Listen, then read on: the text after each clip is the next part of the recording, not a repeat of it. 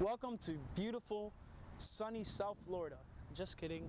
I am currently in Chicago, and I'm going to be bringing you guys the Miami Dolphins at the Green Bay Packers preview.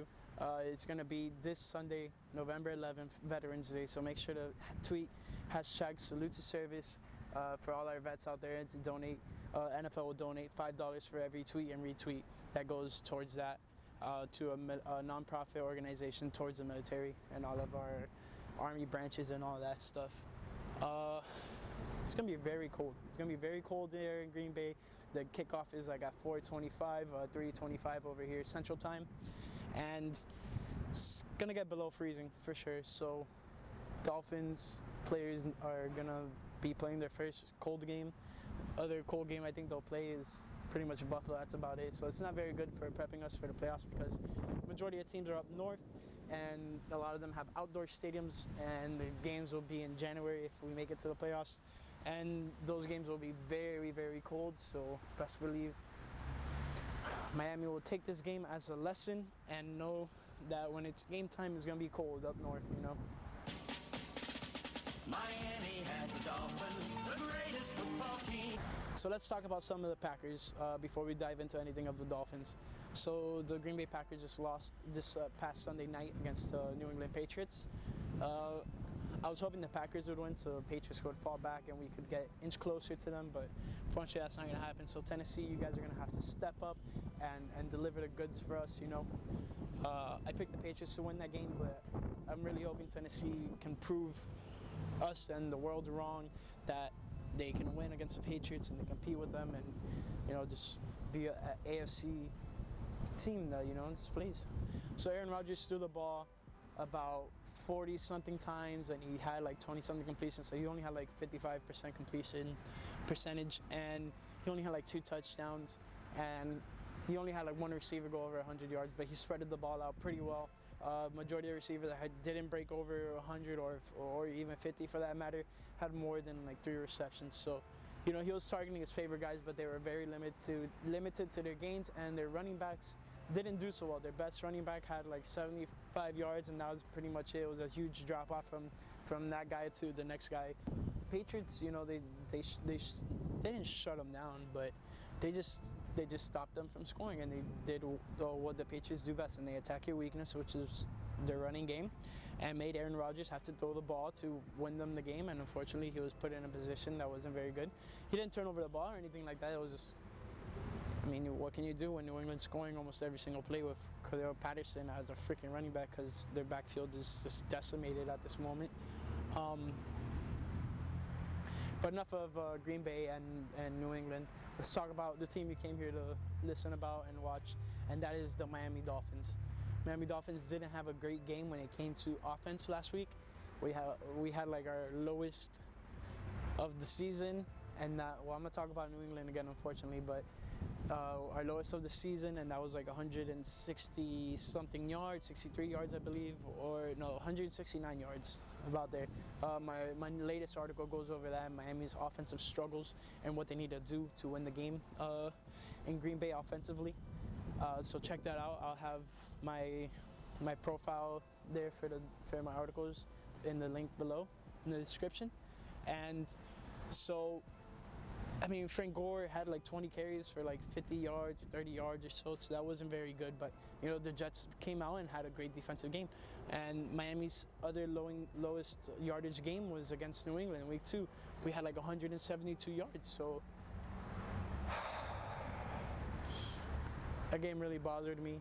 The Jets game really bothered me just offensively. Defensively, I was very happy with what the Dolphins were able to bring to the table and neutralize a rookie quarterback. Like defensively, we had like 4 interceptions and 4 sacks, so it was very good. We're getting pressure on the quarterback and making him throw bad plays. I mean, one of those interceptions were returned for a touchdown by Jerome Baker, and he had pretty much a game winner right there with I don't know how much time was left, but it really put us over because we were tied at 6, and then that touchdown put us up 7 points with the extra point going good by Jason Sanders. So he had like 7 total points towards his fantasy. So, you know, fantasy owners, pick up Jason Sanders. He's gonna get you points. The last outing for the Miami Dolphins wasn't so good. I mean, we had less like 100. We had less than 170 for sure yards. My latest article I wrote about Dolphins' offensive struggle against the Jets and how, we need to fix that stuff before we go to Green Bay, because it's not going to be very good if we play Green Bay and we're not showing up offensively, because they have a quarterback that can put points on you if you don't, take the ball out of his hands. So last week the Dolphins had like 4 sacks and 4 interceptions. One of them was returned for a touchdown from Jerome Baker. It was a bad snap, and Sam Darnold caught it like this, and then he had to get the ball out as soon as possible, and that put him in a really bad spot, and then he threw it right into Jerome Baker's hands, and he took it back for a touchdown. It was like within the 25, 20, around that area. It was very good. It was very exciting when that happened. Hopefully something like that can happen this Sunday. If Miami can get points defensively, I like our odds of winning this game. I like our odds winning of this game a lot. When we're facing a quarterback like the standards of Aaron Rodgers, he's going to be a guy who can throw the ball over you if you don't put an end to it. And with Minka getting some reps at safety last week, I feel like I like our odds. Of course, Rashad Jones is probably going to be starting safety, but if worse comes to worse, we just move around some pieces defensively, and I like our odds in our secondary. We didn't sign a cornerback, but we were soon to do that because of Tankersley's injury. I've been really liking Kiko Alonso's play defensively lately, and I loved how he read Sam Darnold's eyes on his interception. He read Sam Darnold's eyes because they faked the handoff. He bit a little bit, he came back, and he started reading the eyes. He started moving, and he caught the interception. And then he got freaking nailed when he was going out of bounds by one of their offensive linemen. I was really upset by that, because you're targeting one of our I wouldn't say the best, but you're targeting one of our good defensive players, and that's just a dirty play. The guy's going out of bounds. Why are you gonna go and just drop the hammer on him? Anyways, I really don't like the Jets, and they just really bother me. We haven't played the Bills yet. We have to play them twice in this last stretch of the season. But if the Dolphins get the win this Sunday, it's a great win. We'll be sitting at 6-4, and we'll be heading into the bye. And then our next opponent will be at Indianapolis, and they just moved that game to 4 o'clock. So, I'm just really liking Miami's odds on what they can do throughout the rest of the season. A lot of people are counting them out, but I feel like they have a bunch of winnable games. And if we can get a win this week, wow, we have real playoff hopes, because the rest of our season is not as difficult. Now let's go over some keys to victory for the Miami Dolphins. I'm going to start off offensively. We need to run the ball very well. I don't care if it's Kenyon Drake, Frank Gore, Kalen Ballage. Just get them the ball and make sure they run the ball well, effectively. Just muscle through the first downs. There was some plays that we were very close to getting the first down, and we didn't, and that stopped drives.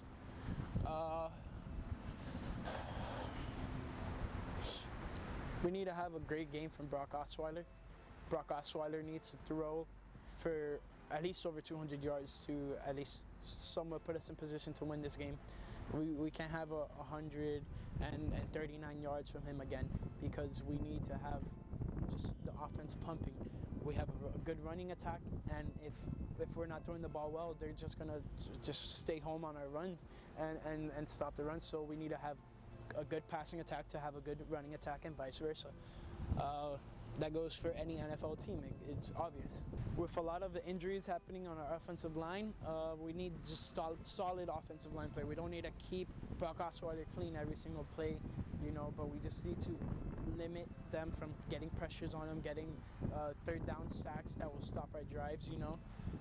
That's what the Jets did very well, and it really screwed us over. That's why the game was so low scoring. It was literally 6-6 at some point until the pick 6 by Jerome Baker. Now let's go over some defensive keys. So that's already 3 offensive keys. I'm probably gonna have 2 defensive keys, and then 1 overall team key. So that's about 6 keys to victory for the Dolphins. So one of the keys for defense is stopping the Packers' run. The New England Patriots did that last week to them. Their leading running back had 75 yards. That wasn't so bad, but then it just fell off between him and the next guy. And if Miami can do that, you know, you make the Packers offense one-dimensional, and by that I mean just making Aaron Rodgers have to throw the ball. And it's not a good position to be in necessarily, having Aaron Rodgers throw the ball almost every play. But I like Miami's odds with our secondary, and I feel like we can do well. And we have a great two speedy linebackers. I wouldn't say Kiko's the speediest, but you know he's pretty fast for what he can do. Jerome Baker is the fastest. So if we have you know the ball out of Aaron Rodgers' hands as much as possible, you know, force 3 and outs or just make him punt the ball and not have good drives, then we gotta that's our best odds, you know. So those were the two defensive keys. Overall, we just can't let them have the ball with 2 minutes left, or even 1 minute left for that matter, because when there's limited time on the clock, that's when Aaron Rodgers shows up to play. I mean, the Packers were about to stop the Rams from having that undefeated season. Luckily, the Saints did it. But if Ty Montgomery didn't fumble the ball after that kick return, who knows? The Green Bay Packers could have gotten that win because there was 2 minutes left, and Aaron Rodgers is a master when it comes to that. That's the guy you want in that 2-minute drill. You want Aaron Rodgers as your quarterback. So that's about it, guys. If you like the video, give it a nice frosty thumbs up because my hands are cold out here, and it's beautiful out here. It's just really cold, you know, and there's a lot of wind. They don't call it the Windy City for nothing. If you haven't done it yet, subscribe to the channel. If you're new here, click the bell notification option, which will notify you every time I upload a video, whether it's when I upload game previews or post-game reviews or game picks with my cousin. And I'm gonna do a third quarter of the season review coming soon. That will come, I think, the game after the Colts game. I think that'll be after the Bills game. And then we'll have 4 more games left in the season. I'll do a complete season review. And then last but not least, I will hopefully do a postseason review if the Dolphins make it to the playoffs, which I hope they will.